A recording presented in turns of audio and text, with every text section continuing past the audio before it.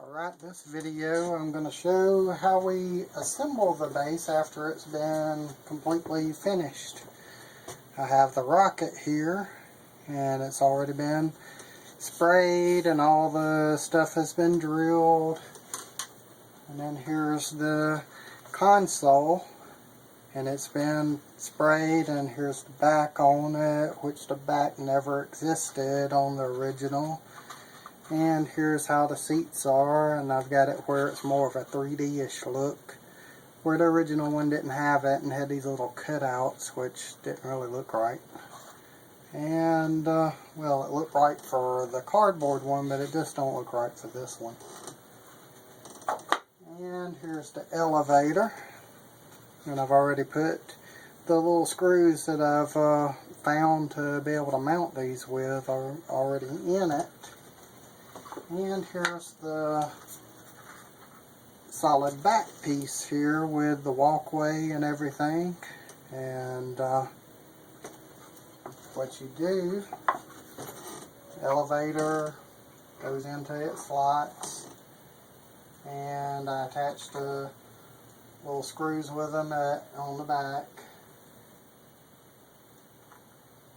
I have a certain way that I put them on, so I look at the screws just to make sure that I'm putting it on the way I want it. And I do put a washer on. These are the little small tiny washers. I probably need to get close up to the camera for that. It's very hard to see. And I put those on before I put the nuts on, because yeah, I know what that sounds like, but I put those on so that way it's able to glide across the back easier without making marks and stuff. And I tighten it down,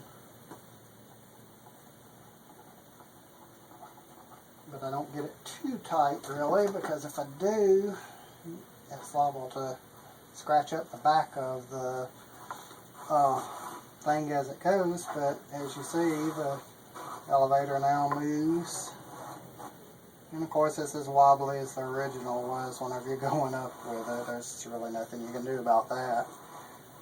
You'd have to really completely reinvent the whole idea of the way this thing attaches to change that. And then you have your rocket, and here's one of the screws here. And then attach it right there. And put the washer on the back side. Cap it off.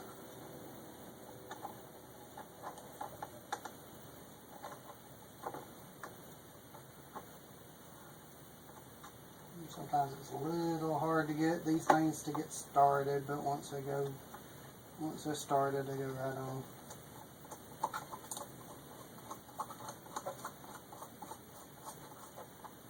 And there it is. Now it'll raise up, and you can bring the elevator up, and then put your console in front of it, and that's pretty much the way that works. And of course the console could go over here if you want. You don't really have to put it straight in front of it anymore. You could even turn it around the other way if you want to and have it more like that. And it really doesn't matter. That's why the back got changed like that, so that way it would make a better presentation.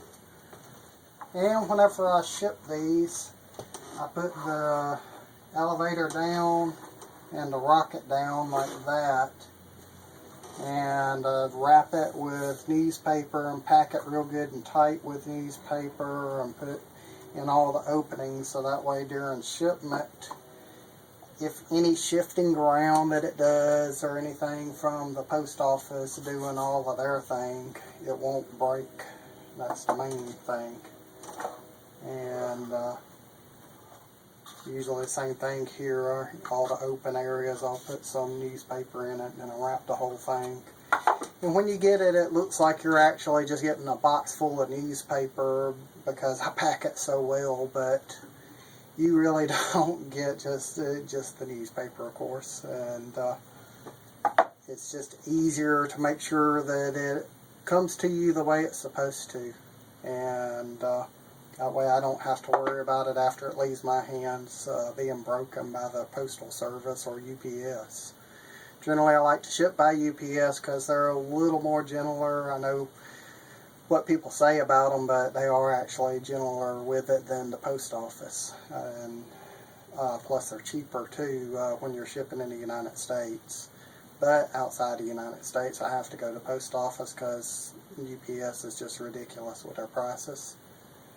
But that's the assembly of one of these, and gives you a more video hands-on showing you everything about the base. And hopefully you got to see some of the stuff that you haven't been able to see through the still pictures that I've put up. And hope you enjoyed it.